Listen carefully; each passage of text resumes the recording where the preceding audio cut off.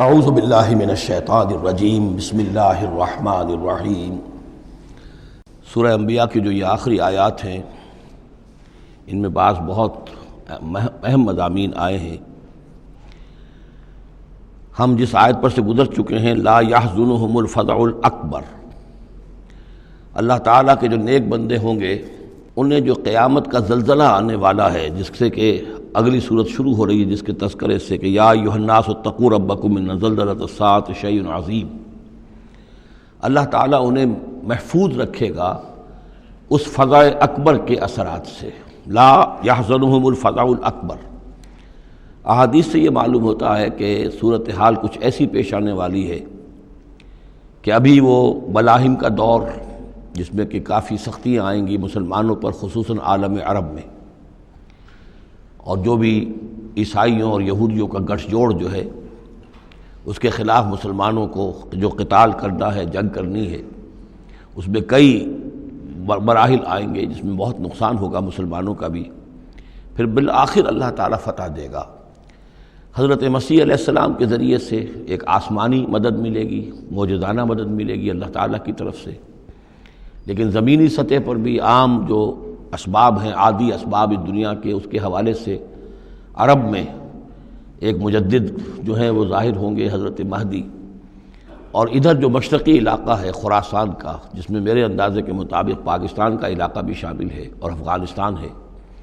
یہاں اس سے پہلے ہی وہ حکومت قائم ہو چکی ہوگی کہ جس سے پھر مدد جائے گی حضرت عیسیٰ علیہ السلام کے ساتھ اور حضرت مہدی کے ساتھ ہو کر پھر وہ اس اتحاد، عیسائی یہودی اتحاد کا مقابلہ کریں گے۔ اس کے بعد یہ ہے کہ پھر آخری مرحلہ آئے گا یاجوج اور ماجوج کے حملے کا، اور پھر پوری دنیا میں اسلام کا بول بالا ہو جائے گا، دین حق کا غلبہ ہوگا، اور مختلف روایات میں مختلف اس کی مقدار آئی ہے 40 برس تک بھی، کہ پوری دنیا میں اللہ کے دین کا غلبہ ہوگا۔ خلافت علی منہاج النبوہ، جس کی کہ خبریں ہیں حدیث کے اندر کہ 5واں دور وہ آنا ہے ابھی حضور صلی اللہ علیہ وسلم کے زمانے سے لے کر، پہلا دور نبوت، پھر دور خلافت علی منہاج النبوہ، پھر ظالم ملوکیت کا دور، پھر غلامی والی ملوکیت کا دور، اور پھر خلافت علی منہاج النبوہ کا دور۔ اور اب جب یہ خلافت آئے گی تو پھر یہ کل روئے ارضی پر ہوگی، گلوبل ہوگی۔ لا یبقى علی ظہر الارض بیت وبر ولا بدر الا ادخلہ اللہ کلمۃ الاسلام، کوئی گھر اور خیمہ ایسا نہیں رہے گا دنیا میں پورے روئے ارضی پر جس میں کلمہ اسلام داخل نہ ہو جائے۔ اور یہ جو فرمایا حضور نے کہ ان اللہ زوالی الارض، اللہ نے میرے لیے زمین کو لپیٹ کر اور سکیڑ کر مجھے پوری زمین دکھا دی، فرائے تو مشارقہا و مغاربہا، میں نے زمین کے سارے مشرق دیکھ لیے، سارے مغرب دیکھ لیے۔ وَإِنَّ أُمَّتِي سَيَبْلُغُ مُلْكُهَا مَا زُوِّيَ لِي مِنْهَا، میری امت کی حکومت ان تمام علاقوں پر قائم ہو کر رہے گی جو مجھے زمین کو سکیڑ کر دکھا دیے گئے۔ تو یہ ایک دور آنا ہے، اس میں کسی شک و شبے کی گنجائش نہیں ہے،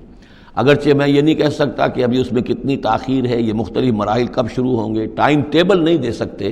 لیکن یہ کہ تقریباً یوں سمجھیے کہ قرآن مجید کے بین السطور سے اور احادیث نبویہ میں جو صراحت کے ساتھ خبریں آئی ہیں اس کی بنا پر یہ ہونا ہے۔ لیکن اس کے بعد جو قیامت آنی ہے، قیامت سے پہلے ایک مرحلہ ایسا آئے گا کہ جب یہ ایک ایسی ہوا چلے گی کہ جس کی بنا پر تمام اہل ایمان بڑی ہی آسانی کے ساتھ اور بڑے ہی اطمینان کے ساتھ ان کی روحیں اللہ تعالیٰ قبض کر لے گا اور ان پر موت واقع ہو جائے گی۔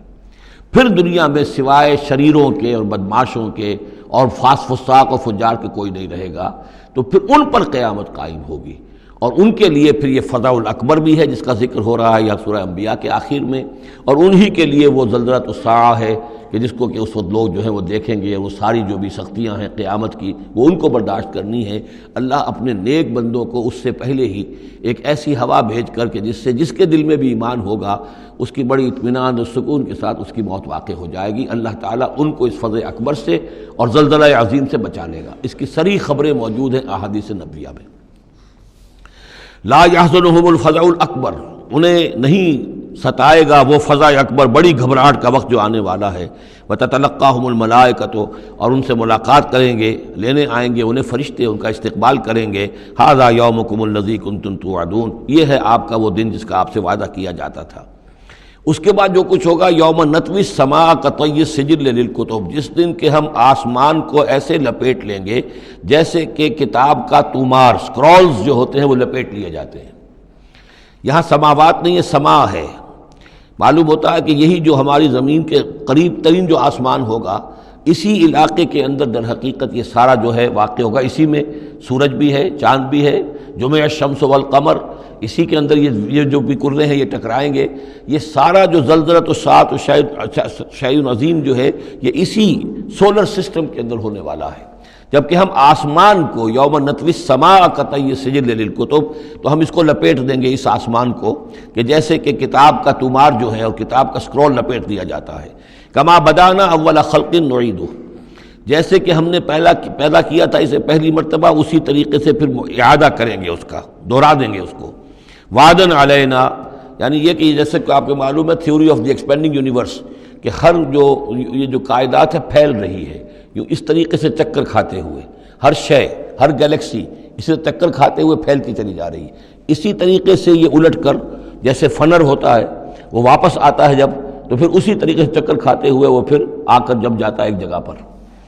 یوم نطوی السماء کطی السجل للکتب کما بدانا اول خلق نعید وعدا علینا، یہ ہم پر وعدہ ہے۔ انا کنا فاعلین، ہم یقیناً یہ کر کے رہیں گے۔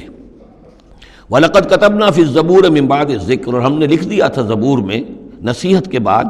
أَنَّ الْأَرْضَ يَرِثُهَا عِبَادِيَ الصَّالِحُونَ، کہ ہماری اس زمین کے وارث ہوں گے ہمارے نیک بندے۔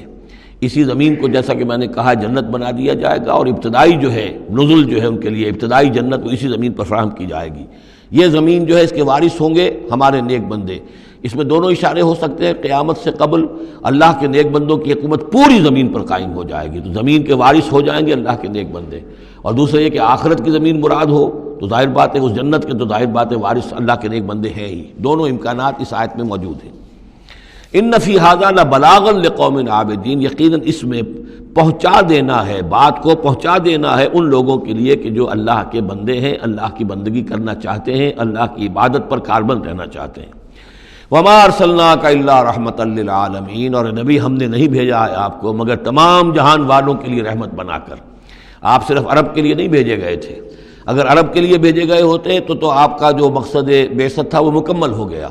وہ تو جزیرہ نما عرب میں دین کا بول بالا ہو گیا۔ هو الذی ارسل رسولہ بالہدی ودین الحق لیظہرہ علی الدین کلہ، تو وہ تو ہو گیا، جزیرہ نما عرب کے اندر اللہ کا دین جو ہے اس کا بول بالا ہو گیا تھا۔ آپ بھیجے گئے تمام جہان والوں کے لیے، لہٰذا آپ کے بعثت کا مقصد اسی وقت مکمل ہوگا جب کل روئے ارضی پر آپ کا لایا ہوا دین غالب ہو جائے،